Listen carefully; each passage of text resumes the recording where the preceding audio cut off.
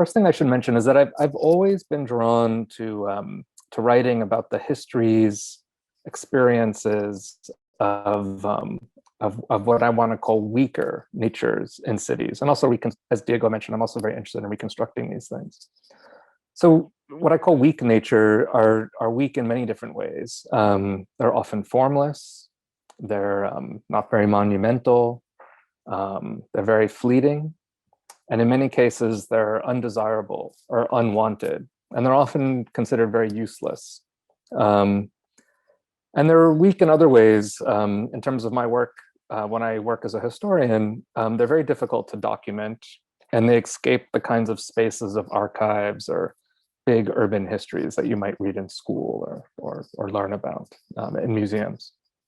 So what are some weak natures? So weak natures can include things such as the quality of urban darkness that frightened urban reformers and sanitarians in the 19th and early 20th century, in which they actually had great difficulty in documenting. Efforts to document these kinds of dark spaces in cities challenged ideas about photography and what could be photographed in urban space.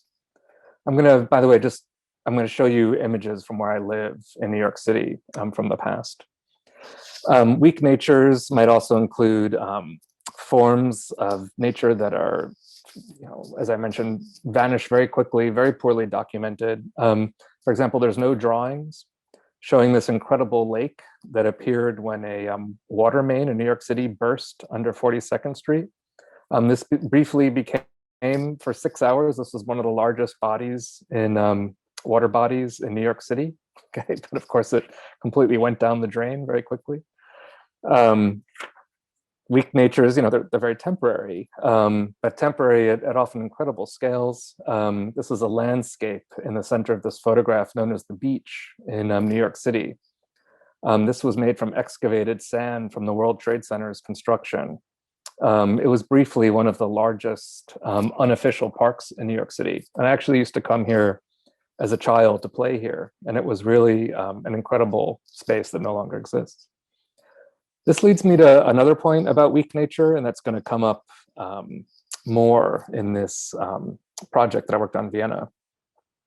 I would argue that weak natures often, they can create a place for people that imagine themselves to have a kind of subjectivity or a kind of body that's displaced, or there's no home made for within quote unquote strong natures. Weak nature enables these other subjectivities to find a kind of landscape in the city, so to speak, that might relate to their own lives. And this is another reason as to why they're so important to me.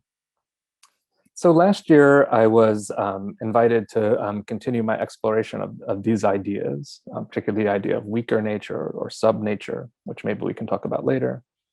And in the context of a research project that was based in Vienna, Austria, called ETSAM, which in German means heat.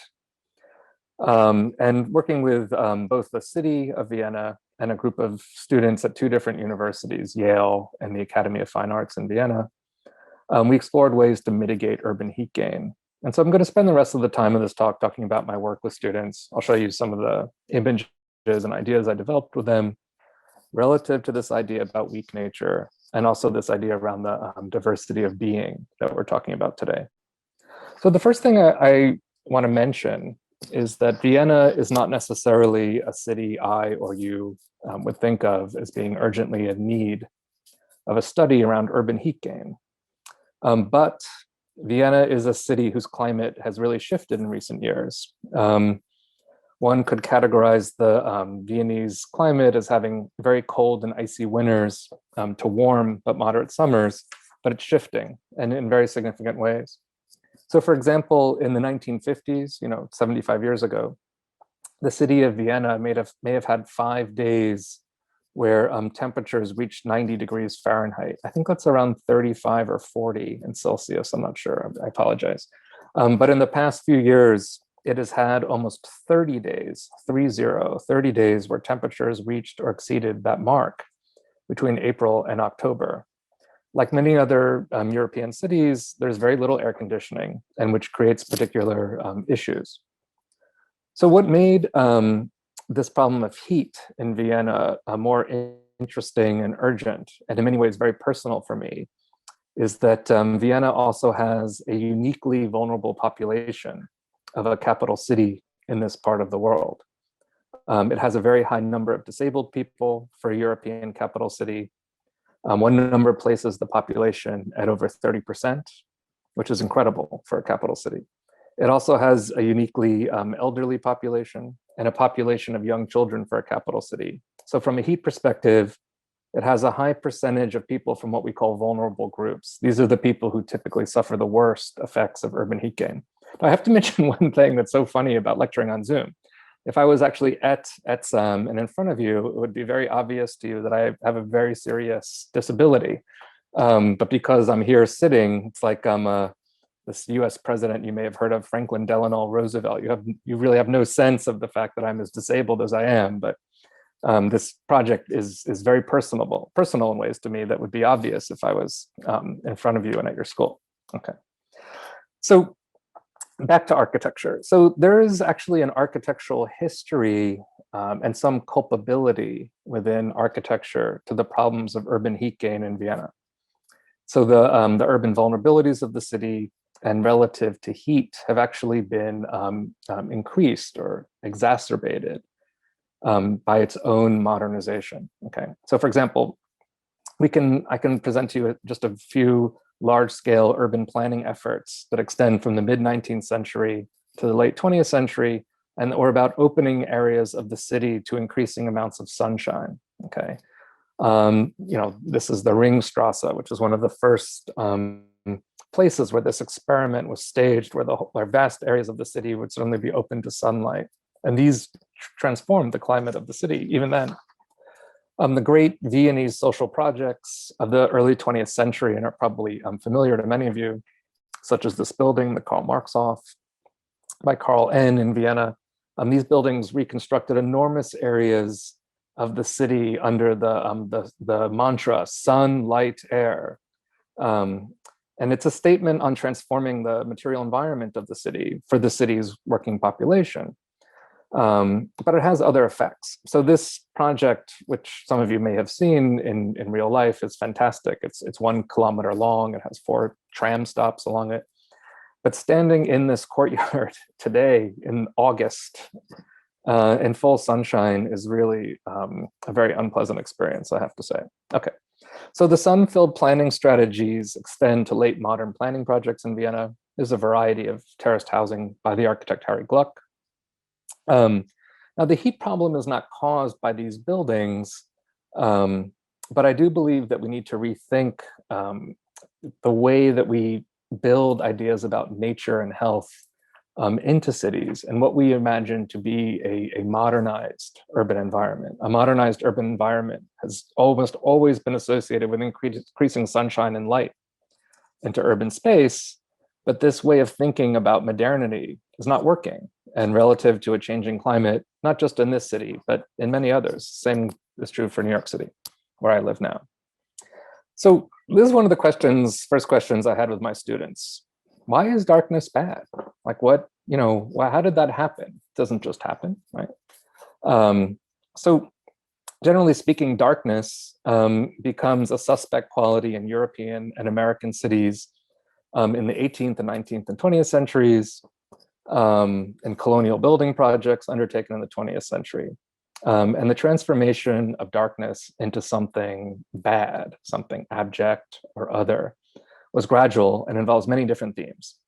It extends from racialist ideas about darkness to problems of health and development.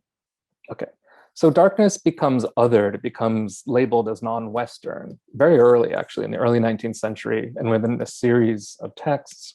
One of the most famous is by this French architect theorist named Cauchemer de Quincy, who wrote that darkness was a quality of non-Western architecture, and that was something that kept those buildings from developing further. And he particularly tied this quality to Egyptian architecture. So this is one of the first examples. My colleague at the California College of the Arts, Irene Chang, has written brilliantly about this. Darkness as a spatial quality in the mid and late 19th century becomes more and more connected to ideas about crime and vice in ways that continues to this day. This is probably more of an American thing, but I'm sure it exists in many other countries as well.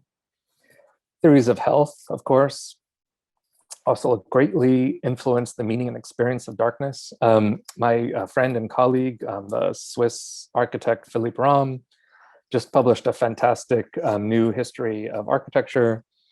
And one of the things that he writes about is that when this French scientist named Saturnin-Arroy discovered that sunlight kills tuberculosis, that all of a sudden sunlight becomes the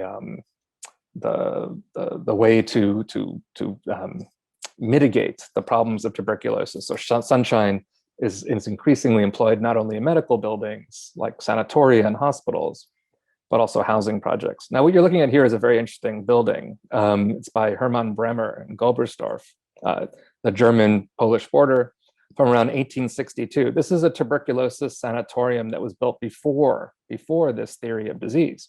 And it's a very dark building. It's more like a cave inside. And so this is what was once associated with respiratory or lung health, was dark space, okay? And all of that changes in the mid to late 19th century, okay? So by the early 20th century, one could imagine sunlight as healthy, virtuous, Occidental, that means European, right? And also something tied to the future, as this image by Bruno Taut makes clear.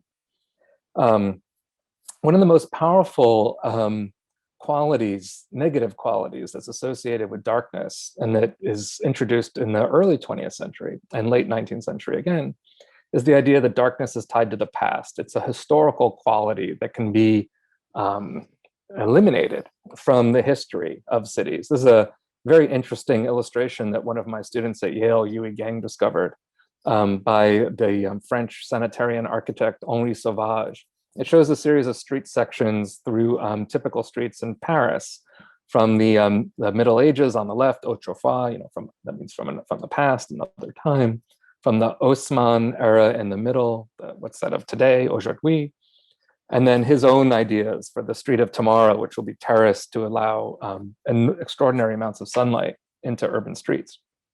Now, the last thing I just want to mention about this history of how we eliminate darkness is that this is not just a high modernist story. So late modern architects sometimes turn to a kind of historicist language and to transform architectural typologies that might be associated with darkness, but to make them light and bright and sun-filled.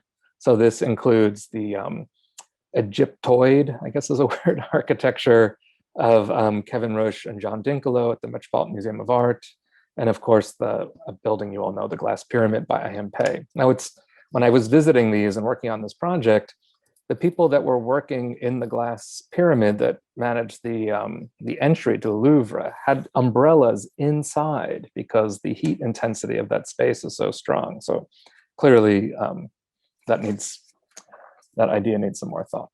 Okay, but it's amazing to me that people, today, that architects still so passionately pursue this kind of war against daytime darkness. With projects that powerfully sculpt buildings to increase the exposure of sunlight to the street. So on the left is experiments by Ralph Knowles from the 1960s, and that have been re-explored by my colleague Charles Waldheim, but also by Jeannie Gang architects, who just finished building this building in New York City, which promises to create a completely shadowless, space without shadows completely around it to intensify the amount of light both in the building and around it. Okay. Again, we can, question some of the wisdom of all this. So I don't always talk about pedagogy, but I'm a bit in love with what my students made. So I'm very uncritically going to share you some of their ways of drawing all of this history, and which I think are really interesting ways of thinking about how a historian can work in a studio context. And maybe some of you will get some inspiration or interest, at least, out of the method. So my Yale students basically drew up all of this history that I've just recounted to you as a kind of city. I think the title of this drawing is called it says, "The City Builds an Urban Sun," which is about how these things collectively create an idea of the city. So all of these various projects that I just mentioned to you are in here, from Bruno Taut and many others that I didn't mention. So you can see Louvre Pyramid, things like the United Nations building, which also had a very strong idea about solarization and urban space. Ideas about building codes that were created in New York City that permitted more light to enter the street. This is based upon a study by Hugh Ferris. Now, with each of these drawings, to represent how buildings, how architectural form, really, this is really about form, how architectural form intensifies this idea of sunlight and heat into cities. This is really the issue. The foils of these things, the things the students, that these architects were reacting against, are also shown. So there's buildings, the kinds of things they hated and they imagined eliminating to create a more sun-filled, light-filled space, are also shown in this drawing. So those of you that are familiar with architectural history will see, see Corbusier's drawings on the demolitions of Paris behind, and so forth. Okay. So, so one of the questions that we asked is, how does one bring back darkness, right? Which sounds, a little, well, let's be honest, maybe a little crazy, right? Like, how do we bring how do you build or create architectural forms that construct darkness back into cities? And we're not just talking about shade, because as I've just mentioned, darkness represents all kinds of ideas about other geographical parts of the earth, other cultures, ideas about crime, ideas about sickness. Like, how does one embrace or bring back darkness? Ideas about time as well. So some of, I'm certainly not, this is, in some ways, is a very unoriginal project, because I'm certainly not the first person to do a research project about this problem, not by a long way. Even in Vienna, on the left, sorry, let me just interrupt myself. These three images show just different ways of thinking from architectural history about how darkness might come back. So on the left is an image that was drawn by an urbanist in Vienna named Camillo Zitta. And he drew that open square that I showed you earlier, but with some of the medieval fabric of the city brought to create into this space to create more shade. And he was actually, Zitta was very concerned with how these wide open spaces along the Ringstrasse were transforming the environment of the city. He's one of the only architectural or urban theorists that I can find from the late 19th century who wrote at length about the experience of people that today we would call disabled, elderly people, people that have difficulty walking, and the intensity of moving through these kinds of open spaces, both because of traffic, but also because of the exposure to sunlight. But there's other sort of architects working in a more, much more recently, that critique darkness from a completely different perspective. There's Hassan Fatih, the Egyptian architect. Sorry, there's a very New York City soundtrack happening just outside with fire engines. I have to stop for a second. I apologize. Okay, there's Hassan Fatih, who was very critical of this terraced and glassed architecture being brought from Europe into North Africa, and wanted to imagine a kind of architectural space that had more darkness, among others. But there are some people that imagine darkness as having a place in modernity, and even to this day, but they're more of a minority of people. And so we, in addition to looking at these architectural theorists, there's also a lot of interest in art or cultural studies to bring back the idea of a dark space or darkness. And the contemporary people can include something like Anish Kapoor, who's very interested in this this technology called Vanta Black, which makes a black blacker than black, right? So there's a way to think of darkness as having a kind of modern quality to it, or ecological theorists such as Stacy Alema, who talks about the violet deep and the experience of the deep ocean as representing a kind of darkness and blindness, and a kind of place for new ecology. So personally, although my students may not have been so interested in this because they don't have a personal connection to this, personally, I was very interested in how ideas of disability and impairment, this idea of diversity that we're here to talk about today, how could we imagine this, our perspective, sort of providing a way to think about darkness? On the left is actually a portrait of me taken by Philippe Ram, and that reveals the fact that I have no left leg beneath clothing, cosmetics, and prosthetics.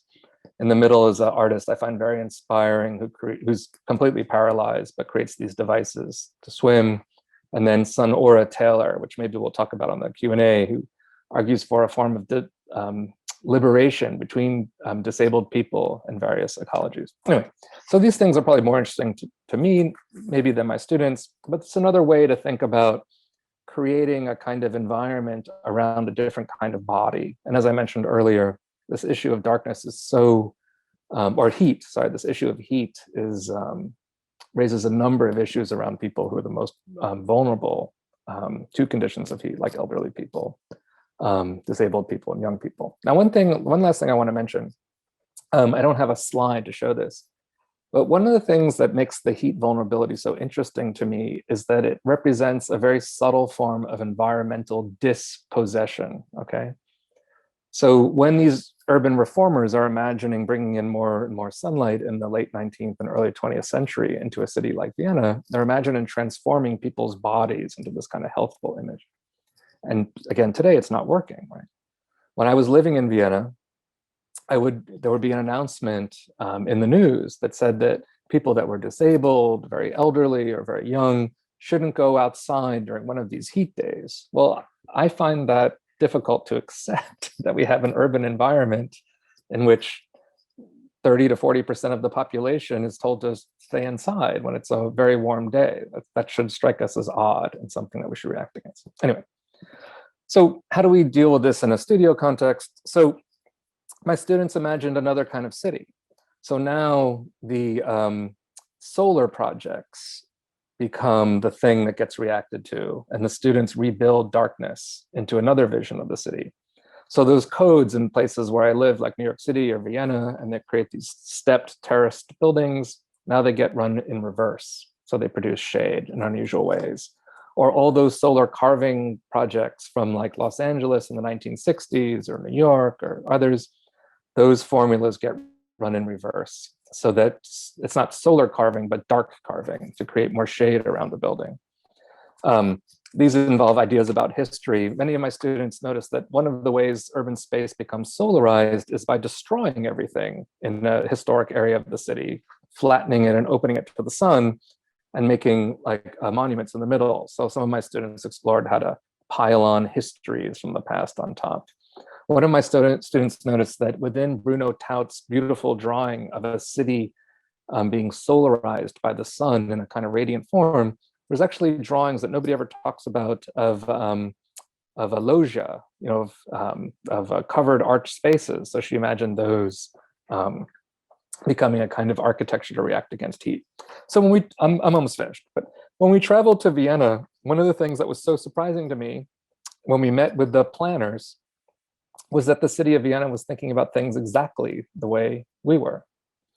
So we finished our murals, which were very abstract and really placeless. We traveled to Vienna to see sites, and we had this fascinating meeting with an urban planner who said that they're revisiting the medieval spaces of the city as the potential environmental future of the city, which is very striking.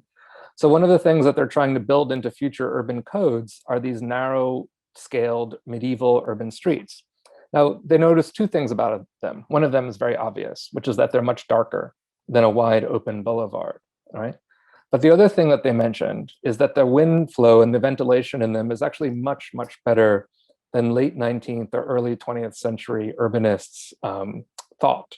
So, you know, so the actual air circulation in them is actually much better than we realized.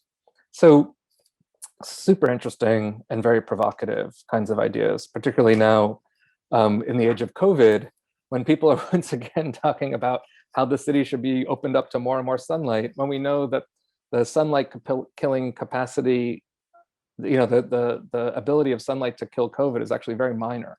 It is not a good solution forward to how to control the disease. Space and ventilation, open air certainly is, but sunlight does not make scientific sense. Okay, so these are just a few projects, and I'll end with these. I don't often talk about student work, but I thought they propose some interesting ideas. Some were exploring ways to bring back ideas of the medieval fabric that would create more darkness and shade. Another student, Andrew Miller, explored ways to pile on historical aspects of city to kind of bring darkness back by a kind of palimpsest approach, I guess you would say. And then just this very last project that I'll show by Valerie Lee was the one looking at Bruno Taut and explored how to take one of the largest open areas of Vienna where the heat problem is very acute and to stitch it together with these pergolas to create a very interesting series of spaces. One of the things that's left unresolved from this studio, and I don't know if this interests any of you, is that you'll notice that a lot of these projects have a very historicist language. And one of the things that we just couldn't escape is the way that darkness gets associated with the past, and bringing in like things like shade and recuperating an idea of darkness always seems to suggest that darkness is something back from another time versus something of the future. So let me wrap this up by saying that the ultimate point of all this is that I am not the spokesman for the Bring Back Darkness Society of America, okay? That's not the ultimate point of the thing I wanted to show you. I just want to go back and emphasize just a few themes before I wrap this up. The kind of nature or environment we design into cities, also designs certain subjectivities into the city. Who belongs, who doesn't? That's an idea about biodiversity that brings up diversity in all its meanings. I'm also, as I mentioned, interested in how ideas of a weak nature might cultivate other ways of being in cities and that are outside the strong natures that architects typically embrace. That would be the sun, trees, of course, water, right? These are strong ideas about nature. Darkness is just simply one of many environmental effects, but one that can make for a more heterogeneous, a more complex, diverse, let's say, space for all of us. So thank you.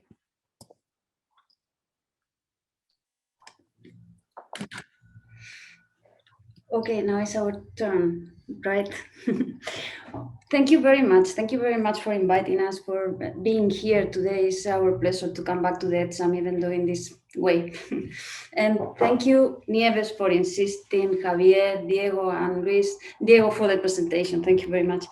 And thank you, David, for accepting, because we know David since 15 years ago, I think, more or less, when he was preparing of Natures, the book that we highly recommend to everyone, all his books, but that one was a before and after, also for us. And it's a pleasure because we share many interests, and it's always good to hear him. Brilliant speech, as always, David. And we share many schools, even the ICA, no? and students. But then today we are going to talk, about, we need to start sharing the screen before. Sorry, guys. I believe that we can. We will try to be short to save time for the proper conversation with David, but we will try to expose also as well our ideas. Many of them overlap with his interests, and we always explain our more conceptual approach, and then we connect this conceptual approach to the work that we are doing in the office all the time. It's our way of working and thinking, in fact. We understand that our theoretical thoughts are the basis for the strategies for the design, for the translation into designs. We will talk about several projects of us under these three categories. We are going to elaborate on environments, milieus, and worlds. And we will show, as I said, some of our proposals. Coming back to 20 years ago, one of the projects that connects us with David, and just finishing like 2 months ago in one of our last proposals. Probably you know this image, all of you.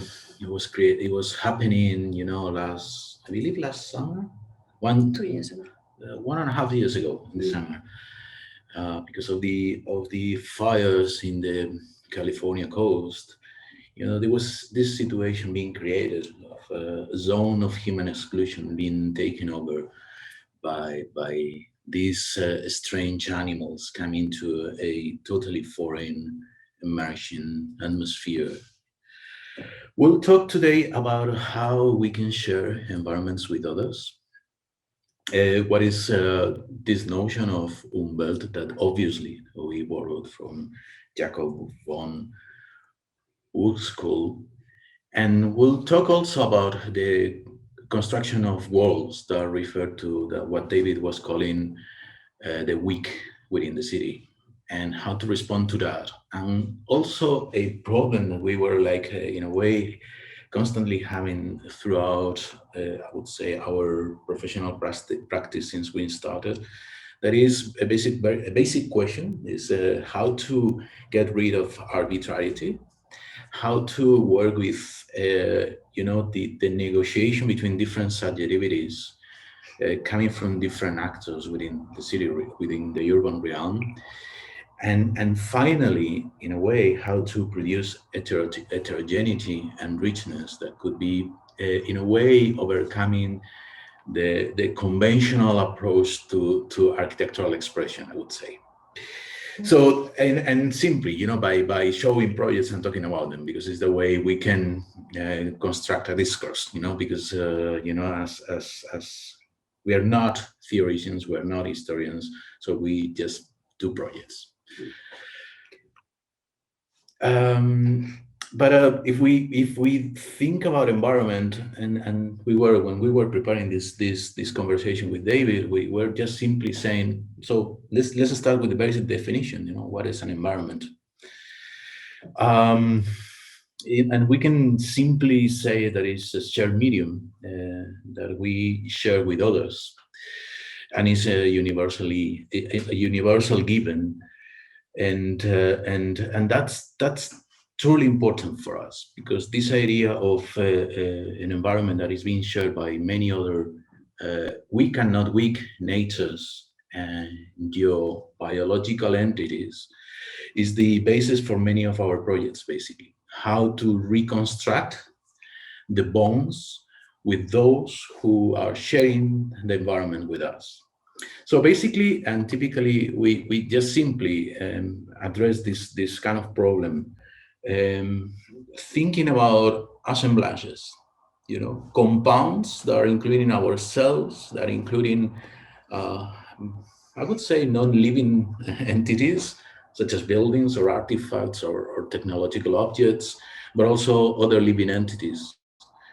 And by understanding, the environments in which we are like sharing space with others, in this way, we are aiming to overcome this separation with other entities within the world. I know that sounds like a theoretical, but it's practically what we do on an everyday basis in the studio and in the office. So as I said, we are coming back almost 20 years ago to our first attempt to translate these ideas into a project. In this moment, we did a competition for a thermal power station in Ames, in Iowa.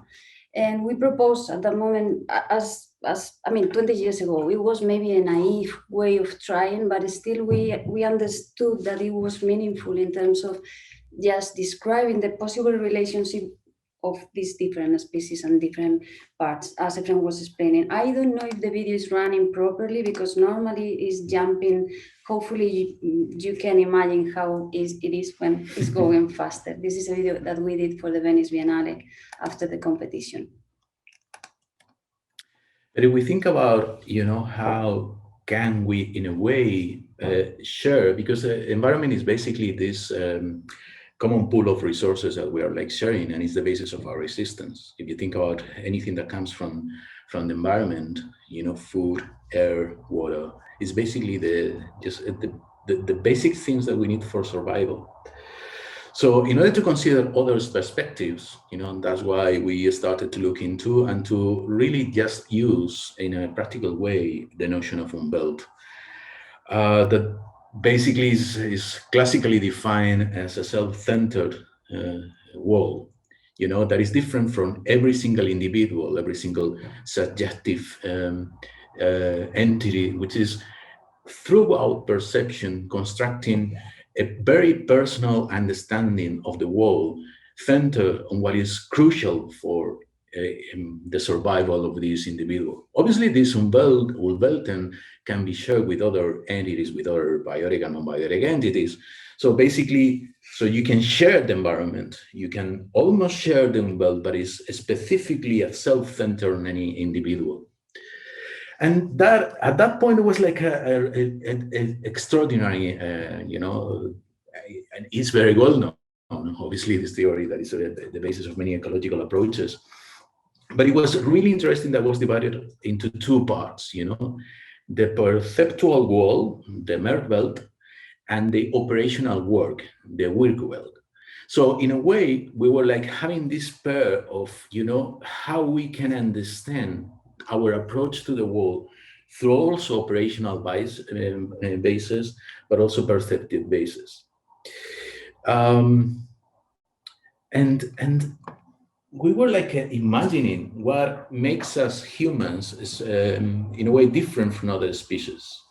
And basically throughout different projects and readings, we get to understand that we wanted to propose basically as environments for humans and for these shared environments with others.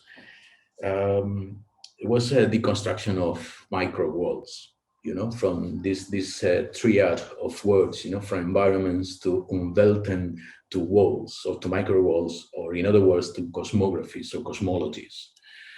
That could have also, and that's a very important fact on the project that we'll be seeing now, that could have, in a way, the power of reconstructing the bonds with those who are sharing a space with us. Yeah. So maybe for all of you is well known because we are in Madrid and this building is in Madrid, but normally we have to explain that is a Fundación Giner de los Ríos, is the legendary institución libre de enseñanza, and we won the competition in 2004. And during a very long period, this is normally in our discipline, the periods for architecture are longer than other disciplines. But during this long period, we learn through the process and we discover many things that are part of this shared knowledge. I have to say that our way of working in the office is trying to understand the complexity of the world and making decisions based on that. And this project was exactly follow this process, even though in the beginning, in the competition, we knew that we wanted to do this kind of understanding of a space, so not a building, never a building, but during the process of knowing the people, discovering text, discovering much more Giner de los Ríos, which is an impressive basis of knowledge for landscape. Efrén will elaborate a bit later, but all these discoveries constructed this building along these many years. Well, in fact, it's still growing. Now the garden is alive. Well, you probably know, many of you are familiar with the history of the Institución Libre de Enseñanza and the role that Giner de los Ríos had in the construction of the, I would say, 20th century cultural landscape of totally impoverished at the end of the 19th century Spain, in the worst moment, if we can say that, in the history of this, in a way, poor country. So, but we had a really important thing in there because, it's very well known that the institution and the other institutions that branch out from it and that stem out of this legendary place that we'll be explaining now is very well known because of their specific culture. So the way people was educated in there, constructing an identity of a group that was totally differentiated from the Spain of that moment, but of Madrid as a city, but also the Spanish culture in itself. And that was a clear dilemma, because it was how can we design for such a really specific group of people that is not mainstream, which is not dominant, which is really important to understand, and how to translate that into architecture, because it was like the recreation of the lost environment of the school he created at the end of the 19th century for the education, and the renovation of the country was the main aim of his his his main role after leaving the university and leaving his position as professor. So we had a really interesting problem and dilemma in there, how to deal with that, such a specific group of people, right? And then we were like really having these difficulties of designing for someone, and that is having a clear identity and is quite specific. I'm referring to human entities, obviously, but we suddenly discovered, and it was something that we read long ago, that we recover the reading of Giner Delorios himself and his understanding of the landscape as a cultural construct. It was basically, for those who don't know, his approach to landscape was in a way halfway between Alexander von Humboldt, his geographical understanding, a really perceptual coming from the Romantic tradition, understanding of landscape, very much based on perception. So he was very much into this kind of legacy of walkers, across the landscape that were discovering and teaching children through the constant discovery of the landscape by being in direct contact with it. So basically, I was described by someone that visited, the place that we'll be talking now about, as the gaze in movement, excursions that were in a way of self-discovery throughout the contact of nature, self-education, being in that direct contact with things, basically. And precisely that is the basis of the project. It's the main core of all the decisions done. The construction of the garden is not only a construction of a garden, it's also the reconstruction of his thoughts, the translation of his thoughts about what nature is. And that was all the strategies that we use along the design were based on that. And of course, the project is based on inverting the target and constructing a garden and not a building, as I said, through this layering, adding different parts for the construction of a place for the nature to live, but also a place for enjoy and discover a relationship with the building. And well, you have seen all the different layers. And in here, the aim was to construct this wildness, this nature that is not something nicely placed or nicely cut and beautiful and in all these control positions, is wild. And all the selection of the different species, I don't know if you see the video. Can you see the video? Maybe it's also going very different steps, I guess, but still. This sensation that we are happily discovering every year is going better and wilder is based on choosing and selecting the species that can grow together, putting them together, fostering putting them in a situation that they are fighting for a space and they are taking out some of them. And at the end, the question is based on something very organized. As you can see, this is those are the holes before everything came, and now they are not seen, of course. And also the decision of having a nature that is naked in winter. So it's totally naked in winter, and the space is different. When spring arrives, it's blossoming, and all the different colors through the different seasons are appearing. And at this point, we have to again accept that space is not meant to be for people only. That's why at a certain point we started to use this term, third natures, that probably you're familiar with because we have been repeating this many times.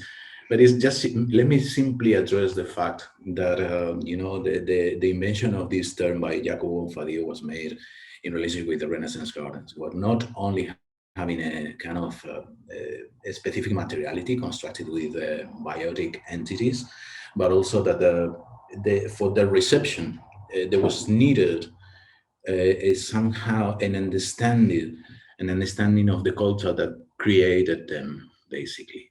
So in a way, we're culturally considered, remember that they were basically based on classical history and culture. And therefore, their understanding that reception was needed to have this kind of layer of history and mythology to them, right?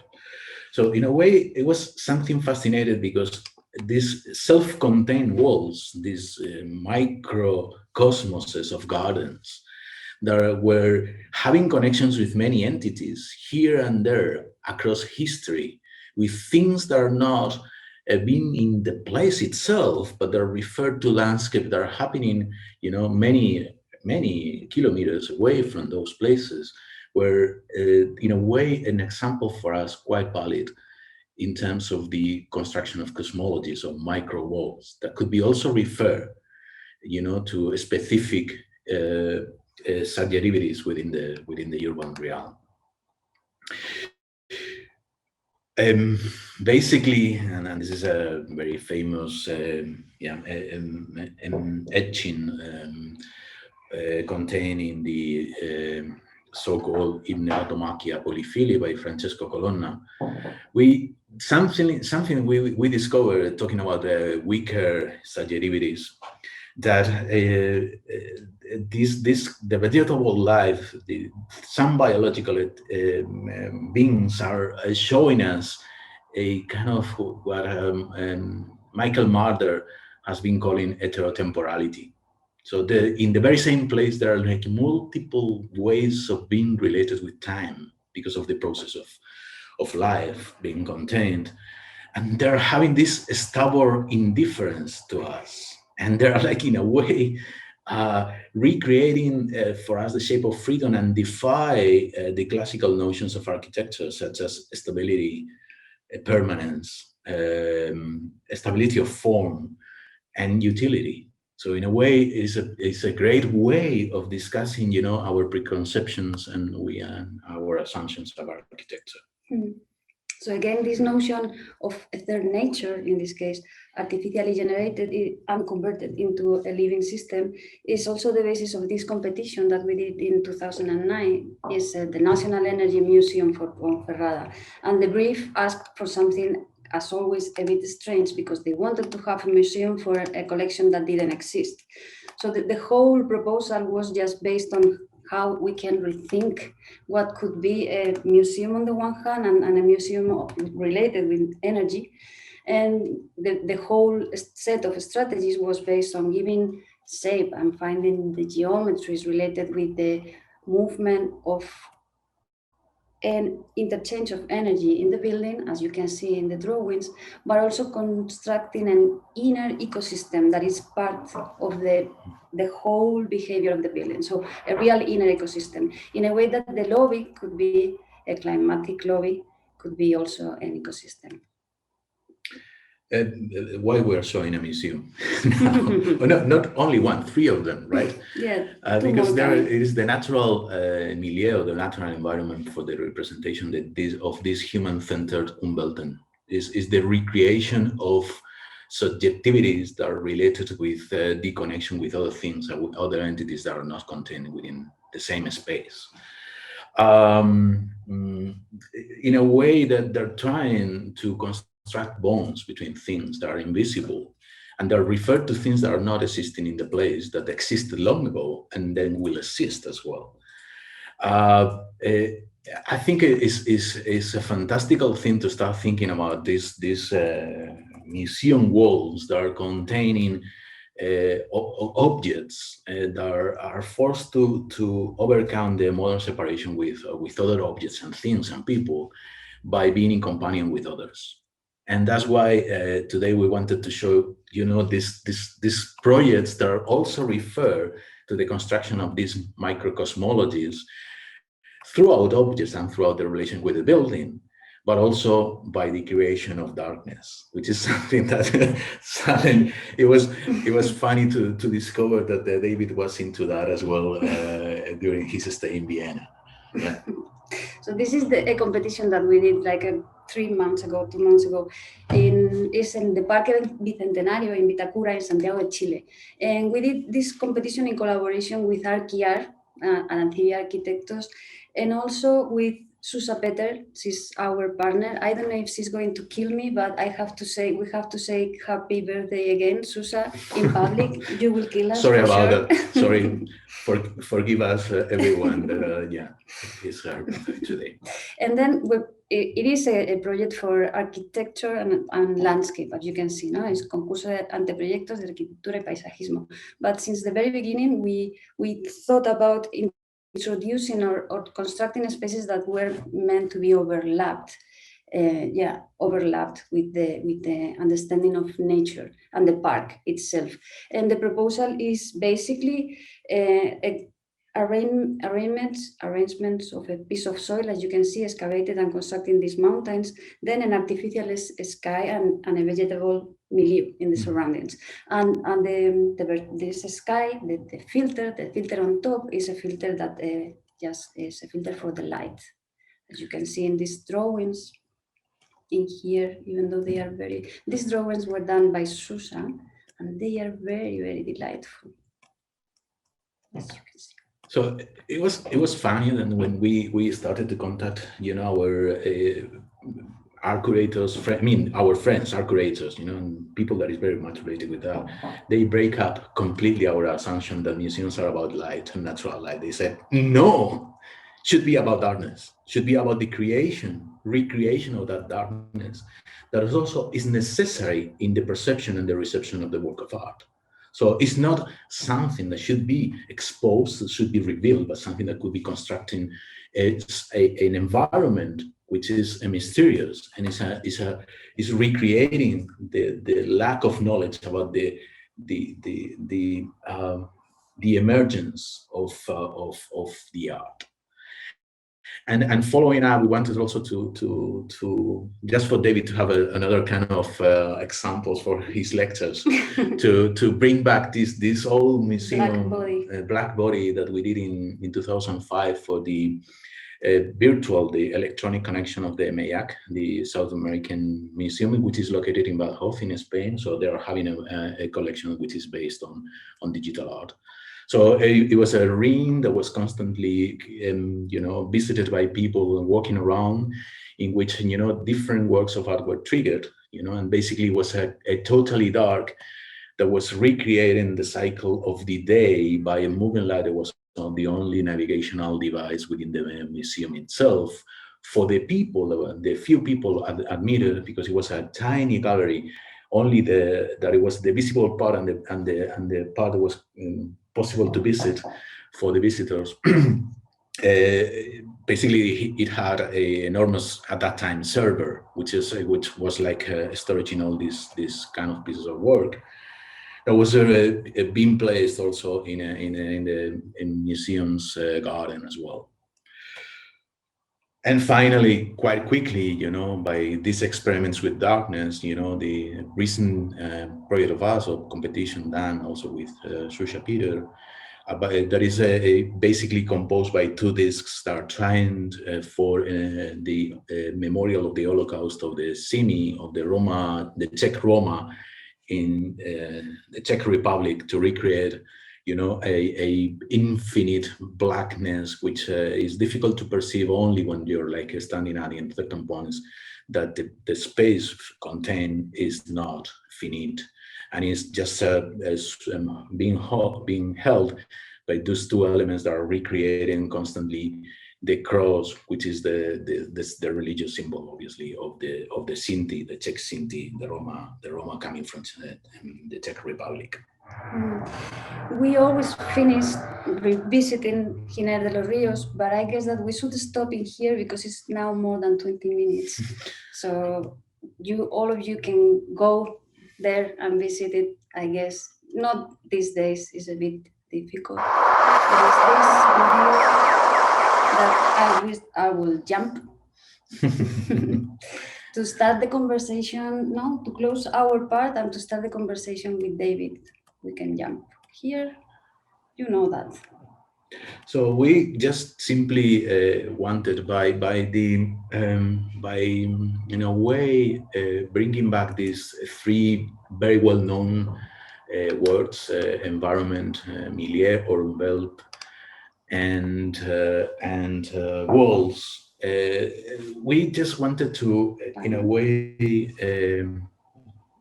way, suggest that by the recreation of these micro worlds or these cosmologies, that are like, in a way, connotationally being exposing our relationships with other entities, weak entities, as David was like referring to them.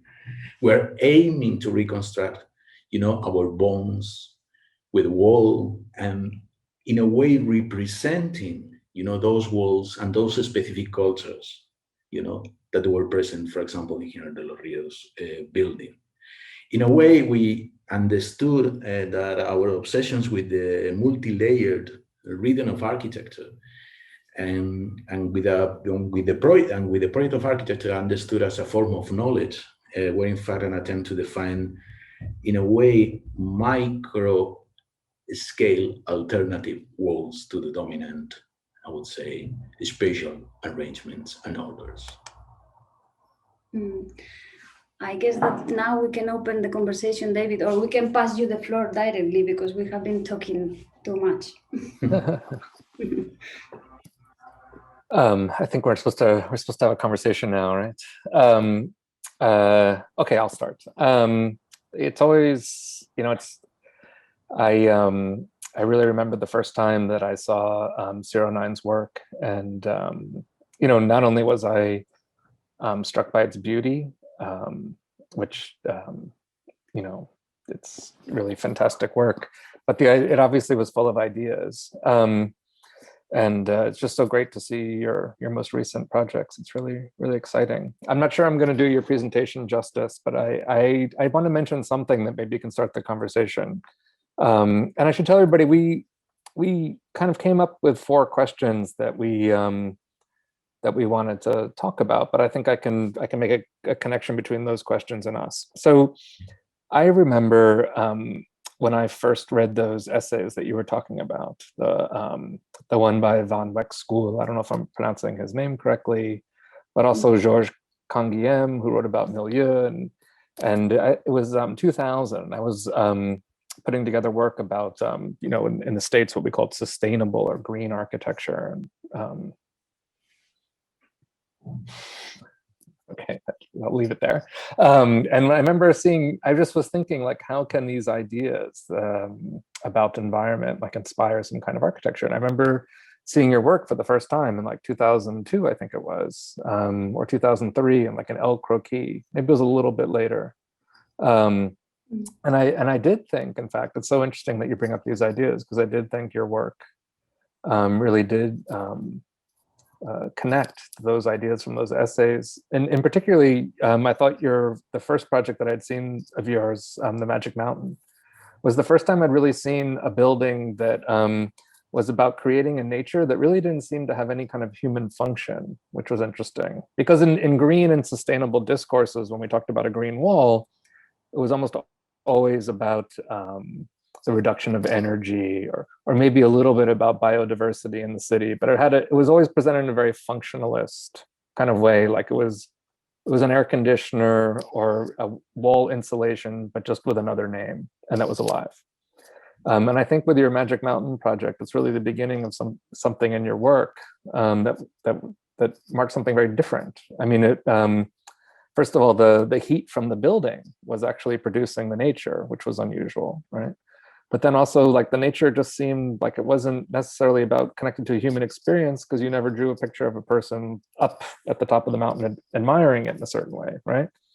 So would you say, I'm just curious if, I'm trying to think of a question in here, but it seems like a theme that really runs through a lot of your work and that you talked about. In this more recent project in Madrid, the one with the courtyard, did any of those ideas from the Magic Mountain come into this project in any kind of specific way, or were you thinking about that connection? Because formally, it's also a very similar project, right? Well, actually, everything, as you were trying to express, we were trying to find a way in which we could respond to this claim that is also part of today's would say, conversation, because it's in the title, of really responding to an emergency, But how can we do it without necessarily, as you said, becoming functionalist, or becoming something which is a purpose-driven artifact? And by doing so, making, in a way, people engage even more with that. And it was a kind of fantastical discovery, this competition. It was like simply these things in life that happens, that we just threw away, the invitation to participate in this competition.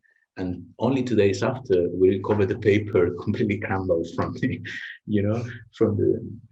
from the basket bin. And then we just said, why don't we try this? Because it was like a legendary figure of landscape, right? And this idea that architecture could be also referred and constructed around a very particular and not dominant view of the world.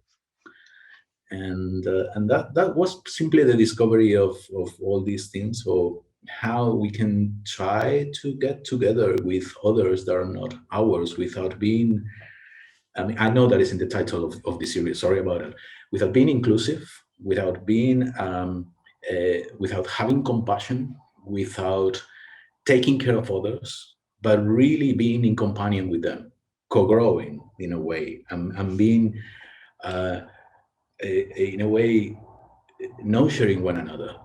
And by being with others, literally, and by accepting as they are and not trying to treat them as inferior or in a way as someone that is not having the very same level that us humans.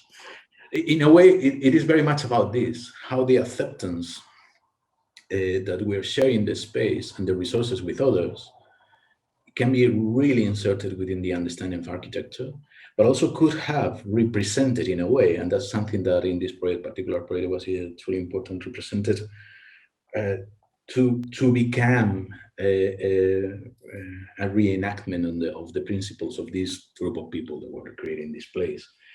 The connotational value, that is something that is totally out of the equation, and they were like really something that you couldn't even mention in our school, for example, when we studied, or at many other places during the digital turn. It was truly important for us how to construct these connections, how to make them visible for people to understand what is the kind of bonds that are linking us with other things in the world.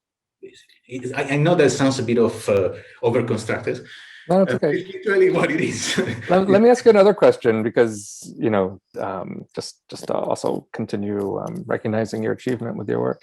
I mentioned this to you when we spoke earlier. There's a very powerful formal idea moving through your work. Like, we can talk about nature and environment, but there's a very powerful formal idea. And I was writing notes when you were speaking, and I wonder, in a way that's analogous to how maybe you're dealing with natural things, shifted the conversation from a functionalist one to something that was a bit different, about maybe a little phenomenological, and about the beauty of a different kind of beauty of nature and buildings. Also, formally, I would argue that your work, it has a kind, what we in English we call kind of vitalistic aesthetics, but it's not a digital vitalism. Like, it's not like the buildings don't look like they're alive, which I would say is a very simplistic idea of vitalism. But I don't know, there's something very interesting about, like, they have a quality that seems to bend architecture towards a natural language without being subsumed by it. I think that's the best way to put it, right? A subtle reference to cellular structures, a very subtle reference to things that are like rocks or boulders, but not explicitly so. Things that are informed by life, but don't appear to be alive, right? Very different than like a kind of computational aesthetics of 15 years ago or 10 years ago. Do you see that? Or am I reading too much into your work? We never speak about. So we work a lot about it, but we never speak among ourselves about it. I mean, office is like, something that is not a discussion even. Right? I mean, many times it's just simply how. I mean, it's a very the very particular way we work is setting up questions for ourselves, which I believe is a very common one, but really trying to build up these questions from, for a long time, during the process of projecting and so on, responding to it quite quickly. So there is there is something that fascinates us, is the lack of control about the process itself. If you're feeding, the principles and and certain connection with things, the project with. So and then leaving it run. It's like we're creating a monster that will survive, hopefully, for a while, but we're not talking about the appearance of the monster in a way. And it's underspoken, I would say, no. But also, and I think this is shared with all architects, whenever you are doing things, you are a bit of blind. You are not as conscious as after looking backwards and say, okay, I was doing that.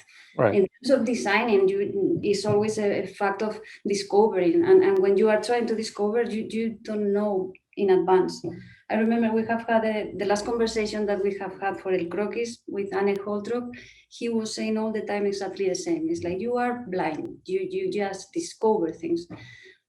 Now we can talk about it because we have learned to understand it. But let me get back to you.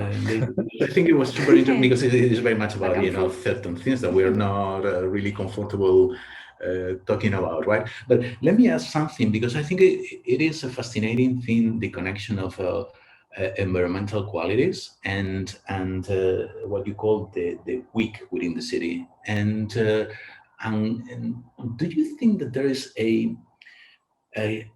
because the way you talked about it as well was like a very much into in a way trying to sort out or following up, the certain necessity, functional necessity of reducing heat and increasing ventilation and so on. But I was fascinated by the fact of really introducing within the city realms which are not common, or they are like not responding to the standards, so that they're absolutely unconventional in a way, right? Vienna is the city of night bars, really dark, cellars, where hidden life is taking over the normality, which you can see the normality of a Catholic city in everyday basis, then that is disrupted totally within this small, dark basements of large pleasure and dark activities. So they're performed by people that are not in during the day time. They're not the dominant, people, the dominant class.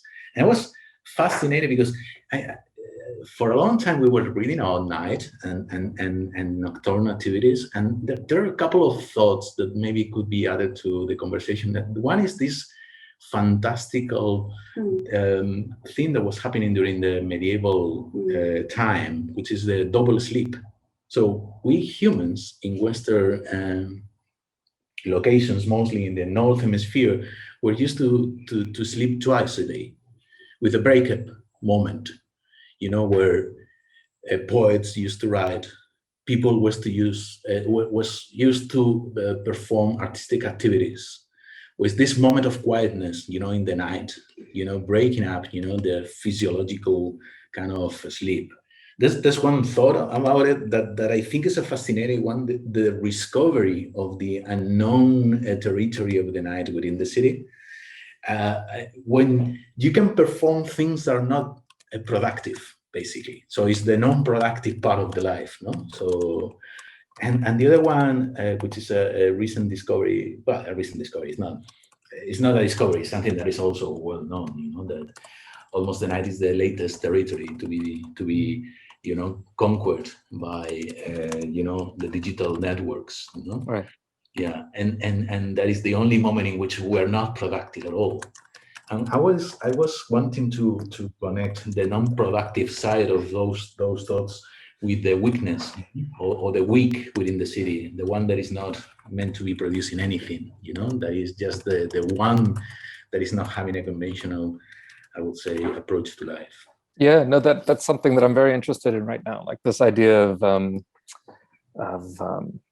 well, I mean, I can't put it any better than you did. Like if we imagine reorienting urban space around different ideas of who, not just who belongs, but whose bodies or ideas about weakness and strength are we building urban space around? What other effects are possible? So certainly uselessness, but not like a negative uselessness like laziness, but a uselessness that has a kind of presence in urban space that I haven't seen, right? I don't know what that would be. If that would be new ideas about leisure. Could also be ideas about sedentariness, which is, not something that you see discouraged in certainly not an urban infrastructure, which often emphasizes flow and movement, right? I could go on and on. It also relates to the kinds of monuments we see in urban space, right? The urban spaces to heroism, to physicality, to strength, right? So it's the idea of promoting another idea about cities or buildings around weakness has many possible outcomes, right? One of the things that's really interesting about Vienna, and that may inspire some of the students that are listening, as well as your guys work in Vienna, is that when I was working on this project, we actually discovered this part of the Viennese underground that I didn't know. So there, as Efrén mentioned, there are numerous bars and restaurants and other things that are underground, but the entire center of the city in the Baroque era was interconnected into a system that's actually 3 stories deep that almost nobody knows about. And on a hot day in Vienna, it's like this enormous reservoir of cold air under the ground. And actually, a very famous architect, I'm sure many of you have heard of, named Gottfried Zempe, when he was doing a project in Vienna, he actually developed an air system that tapped into those underground chambers to ventilate a building. It's kind of a secret because people are worried about issues around security and so forth. And it actually connects into the governmental buildings. So when we were there, we discovered there was this whole system. One could walk from one side to the other side of Vienna in like 10 minutes, whereas now it takes about 25 because of all the narrow streets. What's interesting is that when the city was being modernized post-war, these fire insurance companies demanded that the owners of the properties close off the connections between all the tunnels in the adjacent property because of fire security reasons. So now this system that was once completely interconnected is basically just basements in houses, has almost no connection to one another. But it's a really interesting space, and one that anyway, we were trying to make something out of when we were there. Maybe I should return to some of the questions that we developed when we were talking. So we've been talking about like how can explorations of biodiversity promote other forms of diversity. Definitely thinking about that. One of the other ideas we were discussing and that came up in both of our lectures that we mentioned is how can we take apart the idea of the human as it has been examined in architecture? I think I can speak to that at great length. I talked about that a little bit. I would go on and on and on questioning every kind of physiological image that architecture, modern architecture in particular, has presented to both us and our students as being like the norms that get built into space, whether we're talking about the modular or the comfort zone or any of these kinds of norms. I think one has to talk about functionalism. One has to think past these, right? That's something that I've always been very interested in, and not introduce new norms. I think that's really important. But I think, and that's something that I often get into debates about with other people that work on problems of disability and impairment. They want to introduce new norms around people that are like blind or immobilized or deaf. I don't think that's the idea at all. And it's not just questioning norms, but I think it's rethinking the whole connection that one might make between human beings and space as not one based on a conservative functionalist idea of environment, right? But something in which human beings are always producing their conditions based upon how they imagine themselves. It's a utopian dream that I have no idea how that gets translated into architecture. But that's how I would take apart the human. I would imagine humans not being in an environment, so to speak, which we're often taught in architecture school, but how humans might have the capacity to produce environment in buildings, which is something I have not seen explored at any length. Maybe a little bit in some environmentalist discussions, but not so much. Because at the end of the day, you have to make the walls that define a space, right? So how can you really ever completely take apart the human as it's examined in architecture? Right? Well, it's funny you're mentioning this. We were at the AA. We were like working with this. I would call almost anthropocentric kind of way of looking at things, because we wanted to discover how we can approach ontologically human beings as part of architectural environments. I mean, we found really, I mean, we repeated this many times as well, but we found really funny the way we are referring to ourselves in architecture. No, it's just the user, the client, yeah. developer. But if we are going for more advanced, even theoretically speaking, beginning of the century, the public or the multitude recently, or many others, are like really, really, really generic, and really falling into this kind of modernistic approach to things that are like just categorizing things and generalizing and giving a norm to things that are by nature different and having completely different approaches to the relationship with the environment. So it was the first discovery was funny, because it was like the students was asking us, but are we taking those guys as our clients? I don't say clients, please. But we are having this kind of constant difficulty of not getting to know ourselves, and therefore not having the difficulty of affecting others.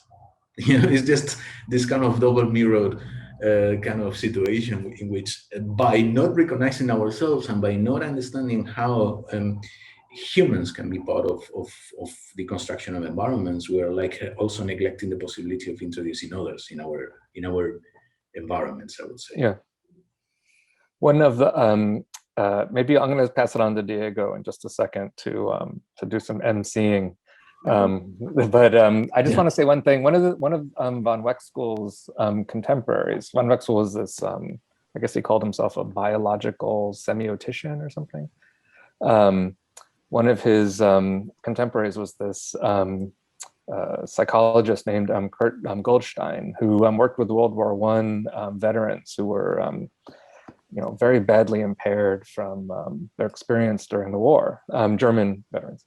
And one of the things he noticed, and relates to the problems that you mentioned in your studio, is that when you study somebody, no matter how you study them, like a user or a client, that you're always constructing, it's a very anthropological idea, critical anthropological idea. You're always studying them under specific conditions that you're creating. Just your own presence is always interfering with how we study them. And so he disagreed with doctors who said that these veterans who were so badly hurt were actually as disabled as other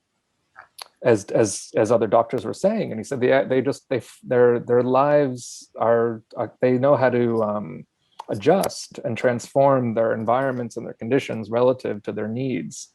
And so his insights really revolutionized ideas about traumatic psychology and understanding that, that people have like unknowable worlds, to use your earlier term of Umwelt, that we can never really know, and that often function very well for them, despite what we may see or think about their existence. So really, really inspiring, very enlightening concepts. So.